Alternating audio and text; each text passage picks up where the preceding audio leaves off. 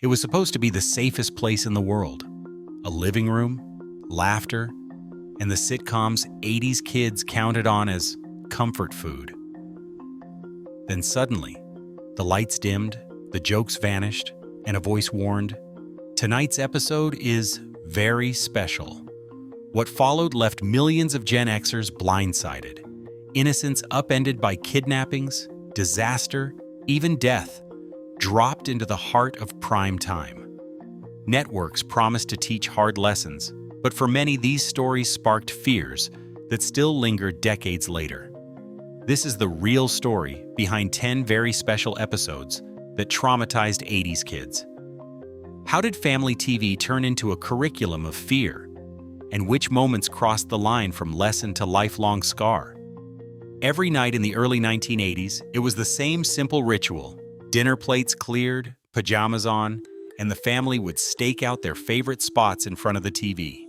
For Generation X kids, this was more than just background noise. It was the closest thing to a living room campfire, flickering with canned laughter and the glow of primetime sitcoms.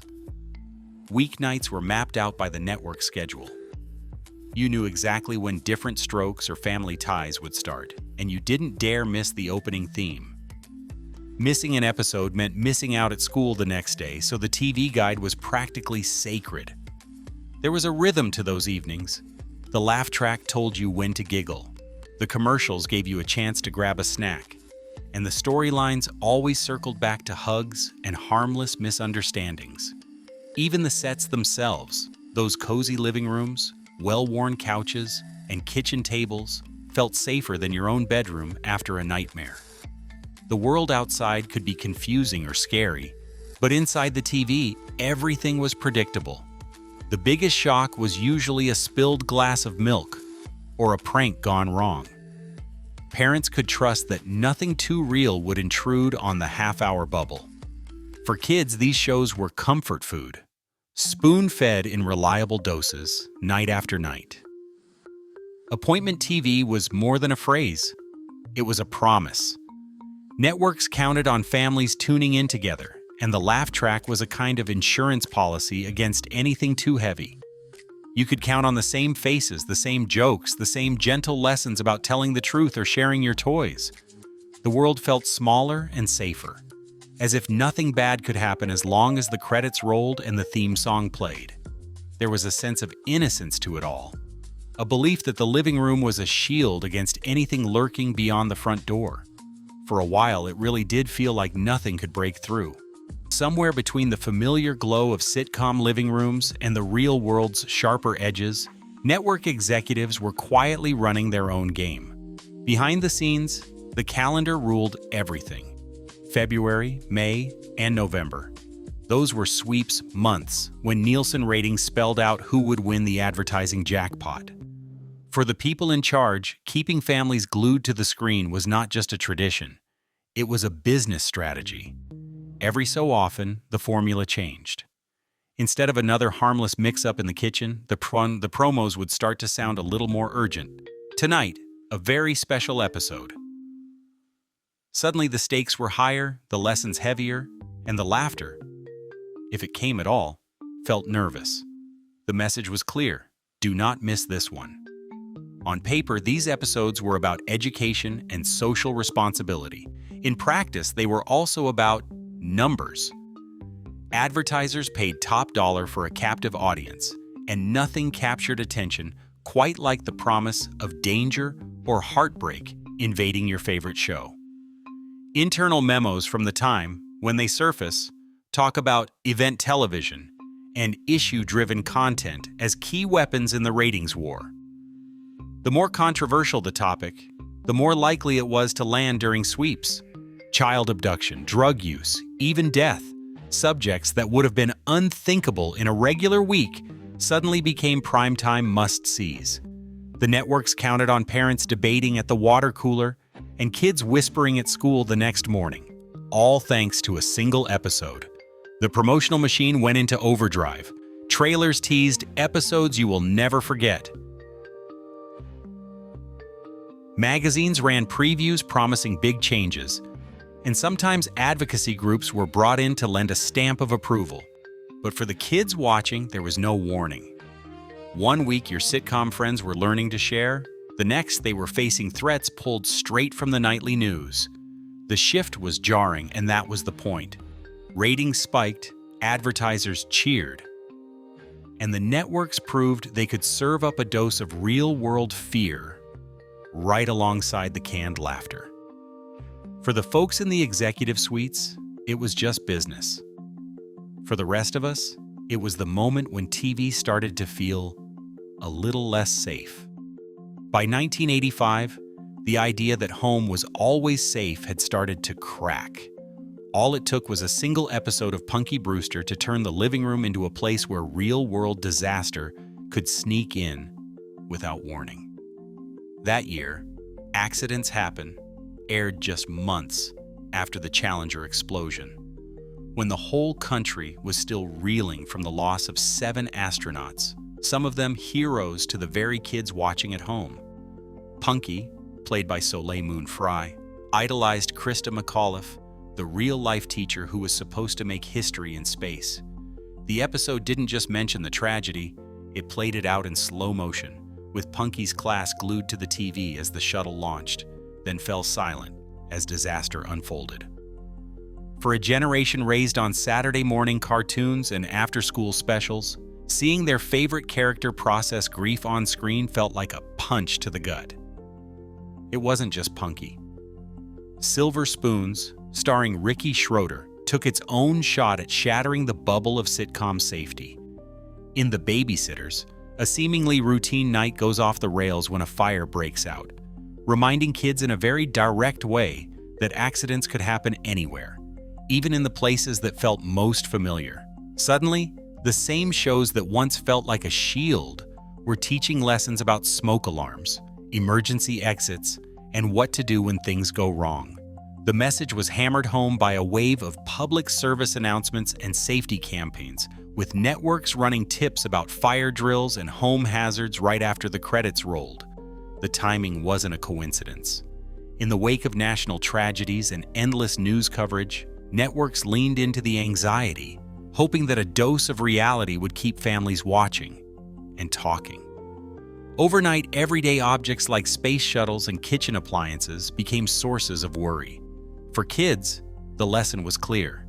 Danger didn't always come from strangers or dark alleys.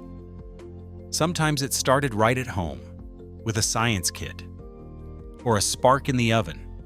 And if Punky could lose her hero, or Ricky could face a house fire, maybe the world outside the TV wasn't as safe as everyone wanted to believe. By the early 1980s, the world beyond the sitcom living room was starting to seep in, and nothing did it quite like the era's obsession with stranger danger. Headlines blared about missing kids, milk cartons started showing faces, and parents everywhere started double-checking locks. The numbers were dizzying. Claims of up to 1.5 million missing children a year, even though the real figure for stranger abductions was in the low hundreds. Still, the sense of threat felt constant. TV writers knew exactly how to tap into that fear. Diff'rent Strokes, already famous for its mix of jokes and gentle lessons, took a sharp left turn in 1983 with The Bicycle Man. This wasn't just another episode about school bullies or cheating on a test. Suddenly, Arnold and his friend Dudley found themselves in the orbit of Mr. Horton, the friendly bike shop owner played by Gordon Jump, whom most kids recognized as the goofy boss from WKRP in Cincinnati. That casting choice was a gut punch. If Mr. Carlson could be a predator, maybe anybody could. The episode aired in 2 parts, stretched out over consecutive weeks, and the laugh track was gone. Instead, every pause hung heavy. The camera lingered just a little too long on Mr. Horton's hand as he offered ice cream or suggested a secret photo session. For a lot of kids, it was the first time TV ever made them feel truly unsafe. The show didn't pull its punches. Parents were warned before the episode began, but most kids had no idea what was coming. The usual comfort of the Drummond apartment faded away, replaced by the cramped, cluttered back room of the bike shop. The message was blunt. Predators didn't lurk in dark alleys. They could be hiding behind a cash register or even a smile. The fallout was immediate. School assemblies, new household rules, and a wave of awkward family conversations followed. For Arnold and Dudley, the danger passed by the end of the episode. For the kids watching, the feeling that the world was suddenly a lot scarier stuck around much longer. Diff'rent Strokes wasn't done. Just 2 years later, The Hitchhikers aired in 1985, throwing Arnold and new kid Sam into another nightmare. This time, a roadside abduction. The story played out like a warning straight from the evening news, complete with close calls and desperate escapes. The lesson was hammered home. Trust no one, not even the people who seem safe. By then, the stranger danger panic was everywhere, and sitcoms weren't afraid to show just how quickly things could go wrong. For a generation raised on canned laughter, these episodes were a wake-up call, one that still echoes decades later. By the mid-'80s, sitcoms were no longer just flirting with fear. They were cracking open subjects that even the nightly news struggled to handle. Suddenly, the TV living room became a front-row seat to the worst-case scenarios of the era. In 1986, Mere Belvedere aired Wesley's Friend, an episode that dropped the word AIDS into millions of homes at the height of panic and misinformation. Wesley's classmate Danny reveals he's HIV positive, and the reaction is instant. Parents whisper, classmates pull away, and the school all but turns him into a ghost. The episode didn't just talk about disease, it showed what it felt like to be shunned, at a time when rumors swirled that you could catch AIDS from a drinking fountain or a handshake. Letters poured in, some praising the honesty, others furious that such a topic had invaded Family Hour. Syndication would later trim whole scenes, but the memory stuck. Then there was Growing Pains, where the lesson came with no warning at all. Second Chance aired in 1987, right as Mothers Against Drunk Driving was flooding the airwaves with stories of shattered families. In the episode, Carol's boyfriend Sandy, played by Matthew Perry, dies after a drunk driving accident, off-screen, but final. 1 minute, he's cracking jokes at the kitchen table. The next, he's gone, and the Seaver family is left staring at his empty chair. The laugh track disappears. Grief sits heavy on the set, and for kids watching at home, the idea that someone could just vanish overnight felt way too real. That kind of loss wasn't supposed to happen on a show where problems usually wrapped up in 22 minutes. Family Ties took things even further with "Hey, my name is Alex." No living room, no kitchen, just Michael J. Fox alone on a bare stage, talking to the darkness after his best friend's death. The episode broke every sitcom rule. No set, no audience, just existential questions and raw guilt. For kids who tuned in expecting a lesson about homework or honesty, they got a master class in grief and regret instead. The silence was deafening.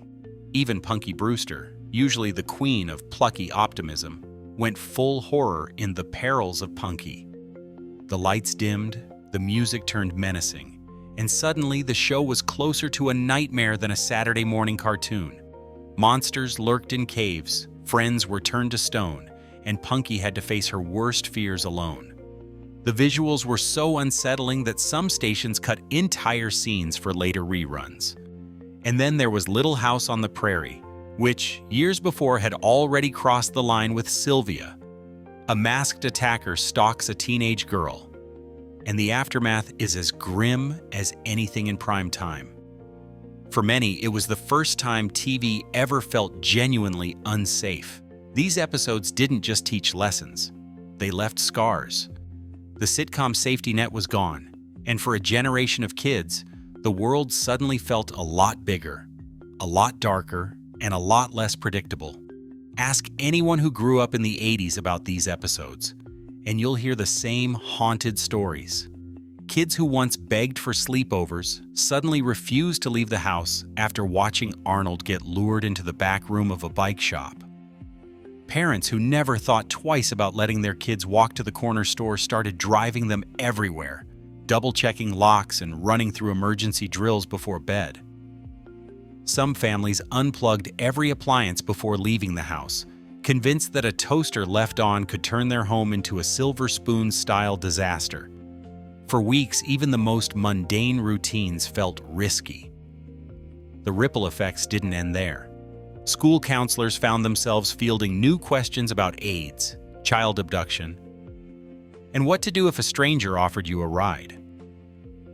Teachers handed out pamphlets, and assemblies suddenly included lessons on fire safety, grief, or saying no to drugs. Even playground games changed. Some kids stopped playing hide-and-seek, afraid of winding up like Cherry in that refrigerator, while others started role-playing rescue missions straight out of their favorite sitcom's latest scare. Decades later, those childhood fears still linger. Grown adults admit to checking the backseat of their cars, thanks to a sitcom's warning, or feeling a chill whenever they hear the words, "very special episode." For a generation raised on the promise that TV was safe, these storylines left a mark that never quite faded. The lessons were supposed to protect us, but sometimes all they did was make the world feel a little less predictable and a lot more real. By the late 1990s, the playbook for scaring kids straight on network TV had started to look a little worn out. The shock tactics that once made parents clutch the remote were losing their punch. Networks that once leaned on the very special episode to boost ratings during sweeps were now facing a different kind of scrutiny.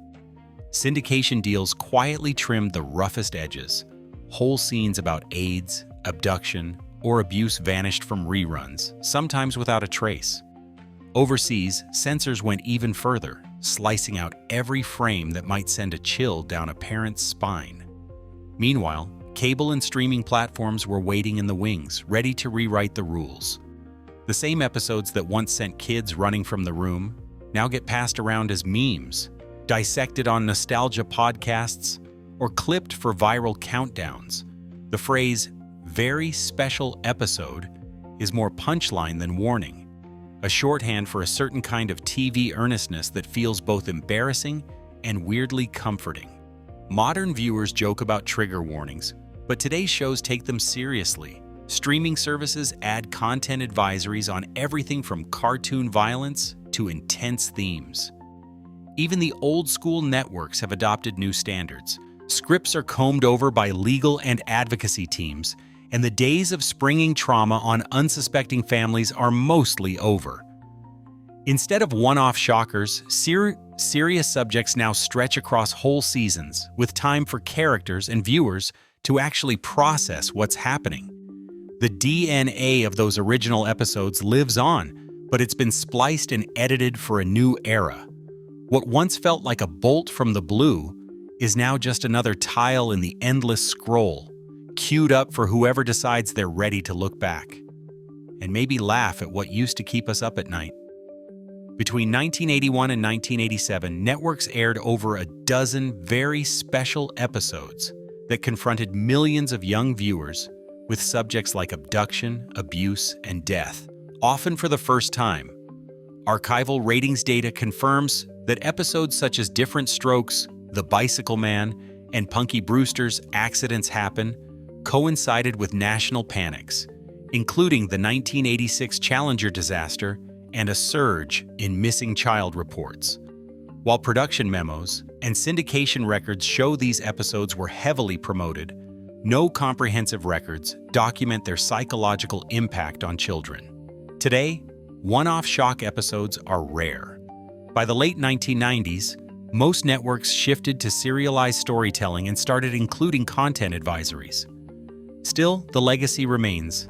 Adults who watched as kids recall changed habits and lasting anxieties. The full effects of these broadcasts are still debated, but the evidence is clear. 80s sitcoms left a deeper mark than their laugh tracks ever suggested.